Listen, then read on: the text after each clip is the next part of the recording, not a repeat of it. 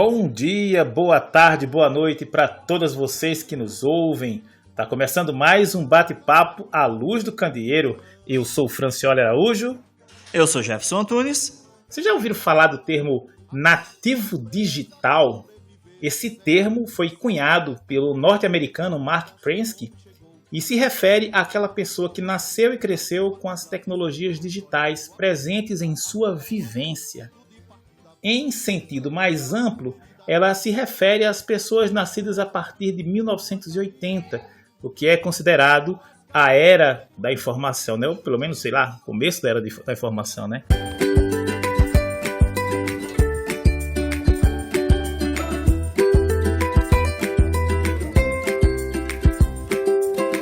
Jefferson, me diz uma coisa, você concorda com essa história de nativo digital? Não de forma nenhuma, e eu acho que é papo de coaching. Essa é a minha percepção. Porque essa é a sua percepção. Nativos digitais é um conceito.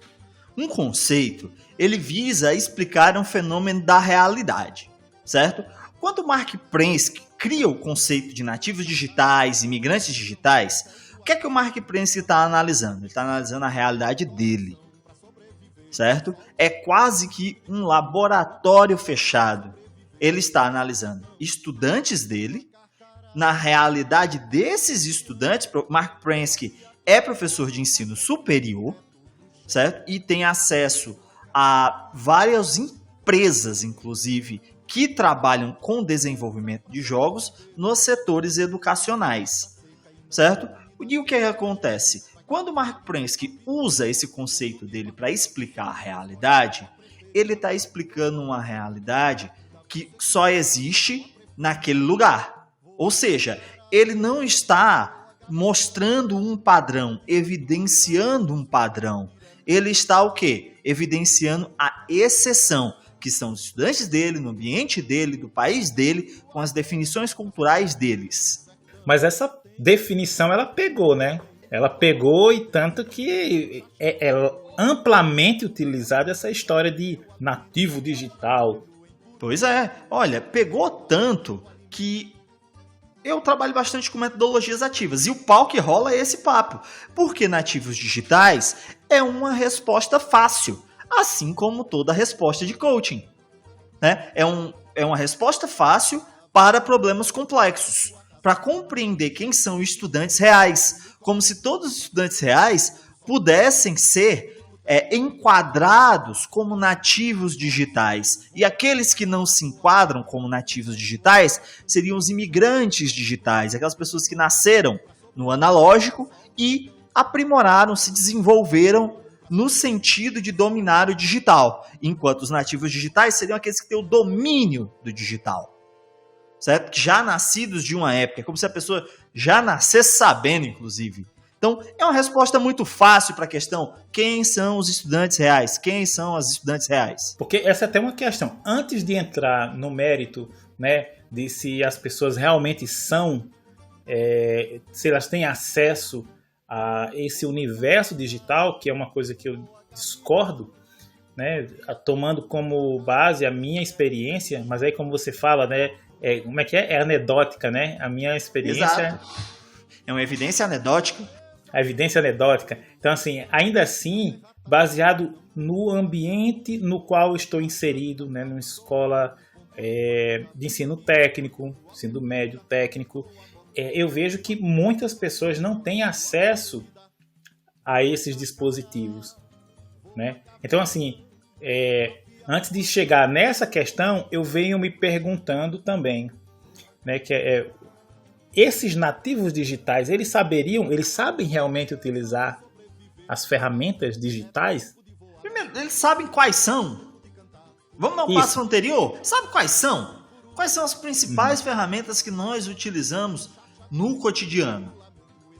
Né? E aí eu estou falando do quê? Editores de texto, eu estou falando de planilha eletrônica, eu estou falando de software de automação, eu estou falando de saber um pouquinho de programar também. Porque quando ele fala em nativo digital, e aí eu levando até o exemplo aqui para dentro da minha casa, os meus filhos, por exemplo, tem um com 12, um com 5, eles são nativos digitais, né? Desde que ali pequenininhos eles têm acesso a eletrônicos, mas o que eles sabem fazer é mexer em jogo. Né? Pois é. Eles sabem mexer em joguinho. Fora isso, eu não vejo eles preparados para fazer absolutamente outra coisa dentro do ambiente digital. Exato. Esse conceito que o Mark Prensky tirou dessa análise que ele faz, ele é muito mal utilizado, né? O Mark Prensky ele fala de uma experiência específica e o erro não é o Mark Prensky. Vou frisar aqui. O erro é o pessoal querer extrapolar o conceito do Mark Prensky para outras realidades, inclusive a realidade brasileira, que é muito diferente da realidade estadunidense. E nem de todos os Estados Unidos, né? E assim, Exato, é do grupo específico que ele estuda e tem acesso. Uhum. Porque assim, eu vejo, e eu também lendo um pouquinho sobre o Mark Prensky, eu vejo que como ele trabalha com a parte de jogos, me pareceu que ele quis criar uma definição onde você vai dizer, olha, nós temos uma geração aqui que ela aprende quando você tem ou quando você usa sistemas de recompensa. E aí o cara faz uma misturada para ele cria uma classificação meio que para justificar algo com o qual ele está trabalhando, né? No caso, Mark Prensky, ele investiga o quê? Jogos e educação. Ele vai desenvolver, inclusive, algumas boas falas. Por exemplo, que jogos na educação devem estar aliados a processos de design de jogos. Isso é muito salutar para compreender que o jogo em si ele é um objeto complexo, no sentido de difícil, não de complexidade. Então, o que acontece? Existem certas exigências para que um jogo possa cumprir os seus objetivos. Certo? Essa é a grande contribuição que o Mark Prensky traz. É o que o pessoal pega, o nativo digital, que ele fala 3 páginas, 2 artigos. Tem um capítulo de livro sobre isso, sabe? Mas o grosso da teoria do Mark Prensky não é essa. O grosso da teoria do Mark Prensky é sobre a utilização de jogos na educação. Então, quando ele vai falar de Game-Based Learning, né, aprendizagem baseada em jogos, esse é o grosso do trabalho e do estudo dele. Mas aí o pessoal pega o quê? Pega a resposta fácil ali do Mark Prensky do nativos digitais, para dizer que estudantes reais do Brasil são nativos digitais ou imigrantes digitais. E aí eu vou fazer uma pergunta que eu acho assim, que talvez esse nosso início aqui talvez tenha sido um pouco confuso, né? Mas eu acho que foi porque a gente foi jogando aqui umas ideias, umas inquietações também. Tem que acabar o coaching. Eu concordo plenamente. Choque de cultura. Choque de cultura, eu já dizia isso. Ou pelo menos a gente tem um coach com coaching de verdade, né? Exato, que são os profissionais da educação física. Os profissionais da educação física que trabalham com treinamento. Olha aí, perfeito. E eu vou acompanhando o voto do relator. Agora vamos lá, Jefferson.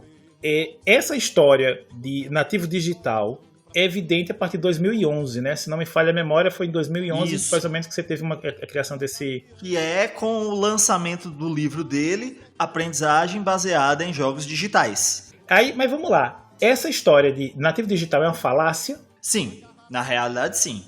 E aí, eu vou trazer alguns dados para vocês que corroboram essa minha afirmação. Porque aqui a gente mata a cobra, mostra o pau e a estatística.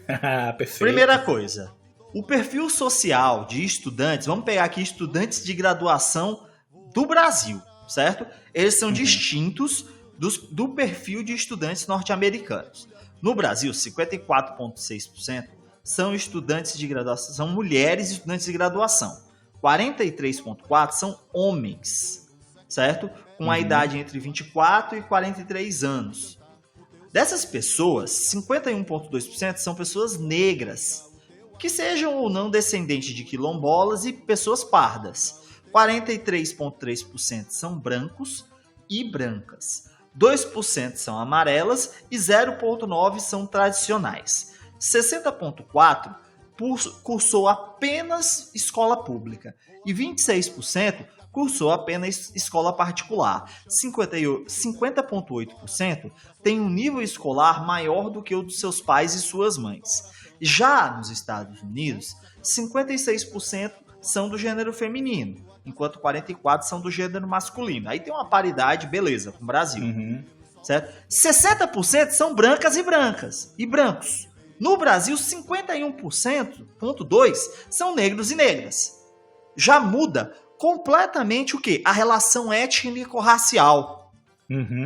Seguindo, 13% são de etnias latinas, 9% apenas são pessoas negras, caramba. Certo? 6% são de etnias asiáticas ou do Pacífico e 6% são de etnias variadas internacionais, além de 4% de multiétnicos e 1% são de etnias mistas, né?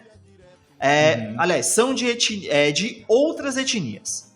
56% de genitores e genitoras têm nível superior, certo? Seja bacharelado ou graduação, que já é diferente do Brasil. Por quê? Porque o acesso à graduação no Brasil, de forma geral e mais massificado, veio, né, depois dos anos 2000. Então, a maioria dos pais no Brasil não tem nível superior. Já nos Estados Unidos é o contrário. Certo?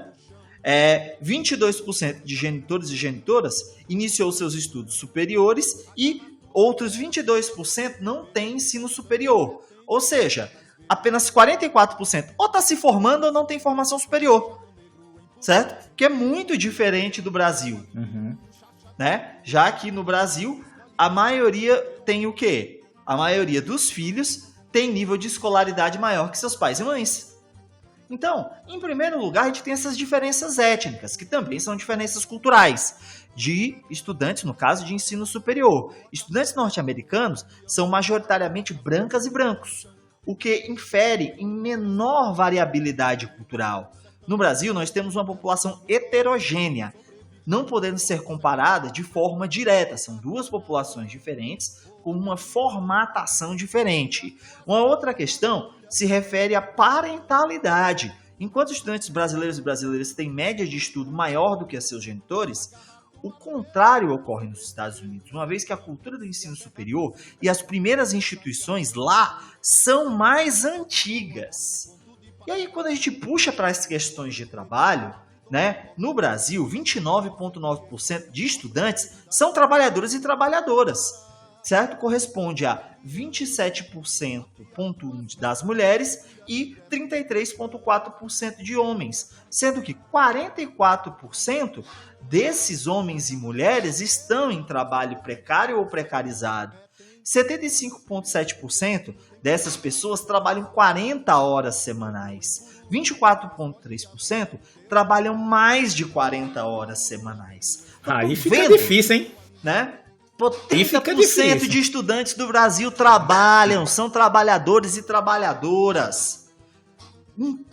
Quase um quarto tem jornada superior a 40 horas semanais. E aí, entre as atividades acadêmicas dos estudantes do Brasil, 43,9% são estudantes em período integral. Ou seja, menos de 50% das pessoas têm a possibilidade, o privilégio de ser estudante em tempo integral. Enquanto 29,3% de estudantes estão no período noturno, porque 49% de estudantes de período noturno, 49,4%, são trabalhadores e trabalhadoras, sendo que 37,3% das pessoas que estudam em período noturno estão desempregadas e 26,8% são estudantes em período diurno. Pessoal, todos esses dados são dados da pesquisa da Andifes, a gente vai deixar o link na descrição.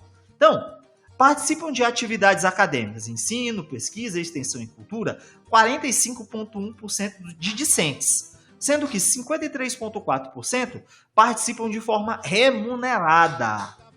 Então, cerca de 23,5% de estudantes aí, certo, são bolsistas em algum nível. E 65,5% estudam até 10 horas semanais, sendo que 18,3% utilizam bibliotecas uma vez por semana, isso é um dado importante, 26,7% utilizam a biblioteca 2 ou 3 vezes por semana e 10% utiliza a biblioteca 4 ou mais vezes por semana e 44% utiliza a biblioteca menos de uma vez por semana ou não frequentam a biblioteca. E frequentar a biblioteca justamente é uma questão do quê? Que indica que as pessoas estão estudando. Só que como nós temos uma boa porcentagem, 30% de trabalhadores e trabalhadoras, além de termos uma grande quantidade de estudantes em período noturno, isso diminui o acesso à biblioteca. E aí, como é que é a realidade norte-americana que o Mark Prensky estudou? Né? Nos Estados Unidos, 21,9% de estudantes investem seu tempo se preparando para as aulas. Começa Quem é que fez isso aqui no Brasil? Quem é que pode fazer isso aqui no Brasil? Quem é que pode? Você está se preparando para a aula, certo? 15,9% tem trabalho pago, quase a metade de estudantes brasileiros. Certo? 20,7% investe seu tempo socializando e relaxando. Vou dizer de novo. 20,7% investe seu tempo socializando e relaxando. 14,7% estão realizando atividades curriculares e de serviço comunitário. 9,1% cuidam de algum parente. E 7,5% investe seu tempo na comunidade estudantil.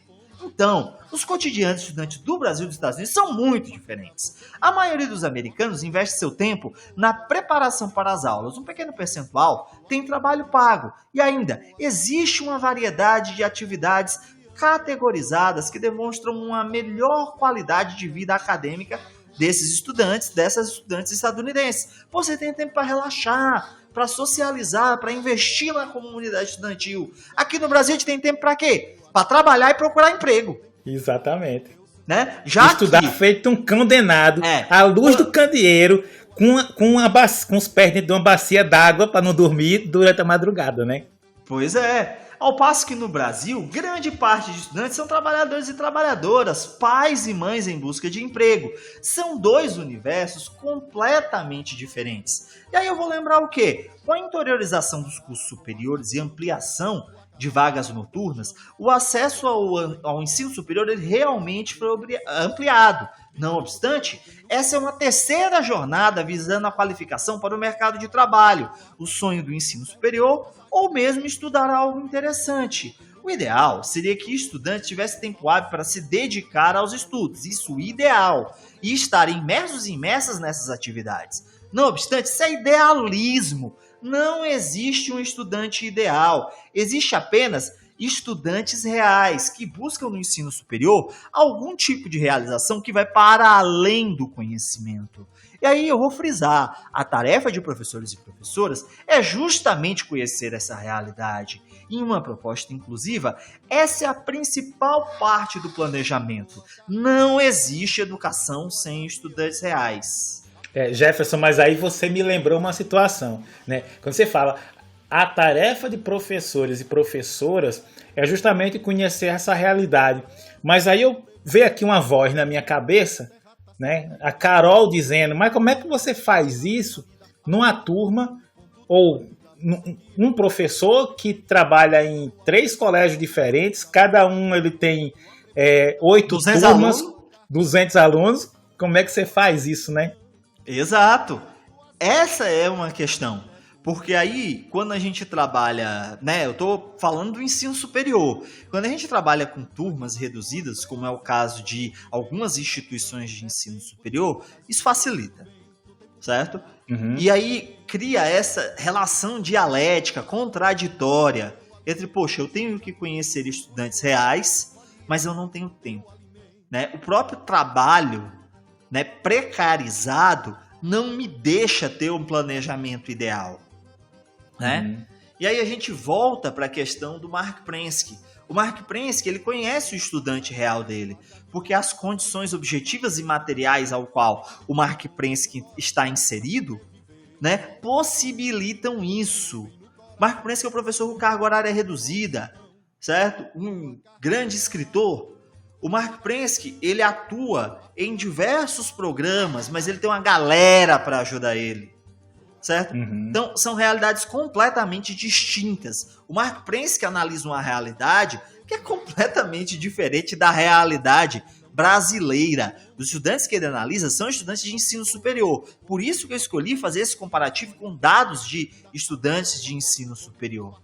Então, existe aí uma binariedade também entre a ideia de nativo digital e imigrante digital. Quem não é nativo é imigrante. Contudo, essa ideia também não se verifica na realidade. Tem um estudo que foi feito na Austrália, certo? que pesquisou com 2.500 estudantes, certo? Foi uma pesquisa de perfil estudantil e ela não é conclusiva sobre as questões geracionais apontadas pelo Mark Prensky. Mas o que é que dá para se compreender? Que em todas as gerações analisadas, com 2.500 estudantes, volto a frisar, existe uma grande diversidade de relações entre pessoas e a tecnologia. Portanto, não existem argumentos precisos advindos da relação empírico-teórica de pesquisa, mas o debate aparenta ser uma forma acadêmica de pânico moral. O que eu quero dizer com pânico moral? É uma ideia que parte do princípio da necessidade de que precisamos mudar de forma urgente a educação para incluir nativos digitais. Obviamente, refletir sobre processos de ensino-aprendizagem para que possamos buscar soluções que incluam as diferentes pessoas sempre é válido, necessário. Não obstante, sem conhecer estudantes reais, corremos o risco de criar um espaço de inclusão como uma caricatura idealista, que em nada se parece com estudantes reais. O contexto das interações tecnológicas com estudantes é mais variável e sutil que uma questão geracional. O contexto ao qual os ditos nativos digitais, as ditas nativas digitais estão imersas, não é monolítico. Ele muda de acordo com uma série de variáveis. As questões socioeconômicas têm impacto direto com a tecnologia. Tem uma pesquisa do Kruger com estudantes de África do Sul que demonstra esse abismo interligando as questões socioeconômicas ao acesso à tecnologia. É bem interessante esse estudo, eu vou deixar na descrição. O Hargitay, ele vai identificar que essas condicionantes também estão ligadas a gênero e raça, como um fator que vai além do domínio das habilidades básicas de acesso à internet. São questões que influenciam tanto o desenvolvimento de habilidades como o desenvolvimento de habilidades tecnológicas. E aí o trabalho do Hargitay traz mais um elemento dentro dos dados que eu trouxe. Lembra que eu falei que a maioria de estudantes de ensino superior são negros e negras? São pessoas não brancas? Pois bem, o Hargitay vai levantar o quê? Que questões de gênero e raça, no caso nós não temos significativas diferenças quanto a gênero, né, no Brasil e nos Estados Unidos, né, da quantidade de estudantes do gênero feminino e masculino, né, de gêneros femininos e masculinos. Então, o que é que acontece?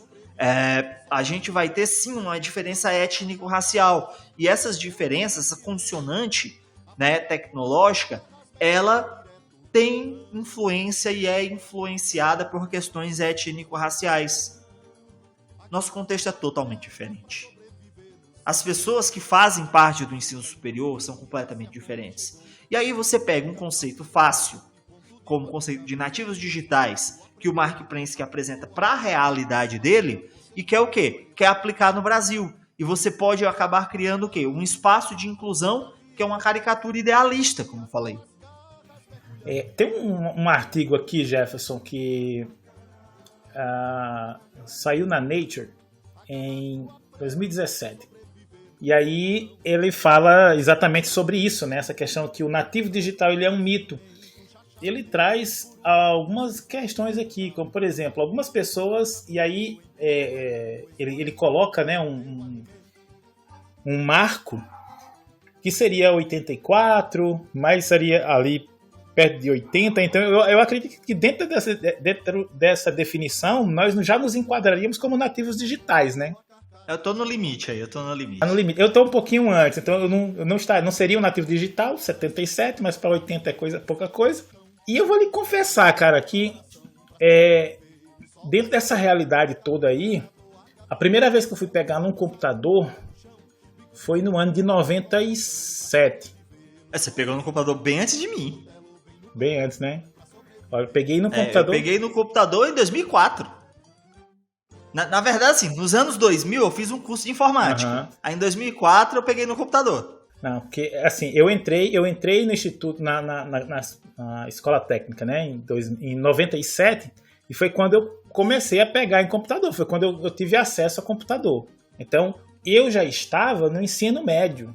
Então, daí você já imagina que, assim como eu, muitas outras pessoas também tiveram primeiro contato com o computador na escola.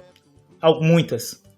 Mas a maioria, eu acredito que passaram todo o seu processo de formação, inclusive terminaram suas universidades, suas faculdades, sem ter contato com o computador. Isso, né? Cara, isso é uma realidade total. Porque o que acontece? O custo de um computador, principalmente no Brasil atual... Obrigado, Paulo Guedes! Computadores são caríssimos. Uhum. O processo que nós tivemos de popularização dos computadores, que nós tínhamos computadores utilizáveis, né, vou frisar bem, utilizáveis, abaixo de R$1.000, ele não existe mais. A gente mal tem computadores utilizáveis abaixo de R$3.000. São alguns poucos notebooks que tem aí abaixo de R$3.000. Né? São o quê? São 3 salários, cara. A gente não tem condição econômica de adquirir mais esse tipo de bem, né? O plano atual econômico brasileiro é um plano excludente. Ele exclui a maior parte da população, lembrando que 75% da população vive com até um salário mínimo, do acesso aos bens e serviços necessários às tecnologias digitais. Foi publicado um artigo na Teaching and Teacher Education que ela levanta uma outra problemática, né? Os nativos digitais, assume-se que eles estão aptos a multitarefa, mas a evidência para isso não parece se sustentar, né? Lendo mensagem de textos, né, durante as aulas, né, universitárias, muito certamente você vai perceber que existe um custo cognitivo. E isso foi o que alertou deixa eu ver aqui, o neurocientista francês. Eu vou tentar falar com sotaque francês, ok? Michel Desmourguet, acho que é isso o nome do cara. Você pode. Acho que é isso. Que ele é autor do livro A Fábrica de Cretinos Digitais. Que ele diz o seguinte: simplesmente não há desculpa para o que estamos fazendo com nossos filhos e como estamos colocando em risco seu futuro e desenvolvimento. O QI é medido por um teste padrão. No entanto, não é um teste estático, sendo frequentemente revisado. Meus pais não fizeram o mesmo teste que eu, por exemplo, mas um grupo de pessoas pode ser submetido a uma versão antiga do teste. Isso porque é dito, né, que sempre que você tem esses testes de QI feito de uma geração para uma geração, você tem um aumento do QI.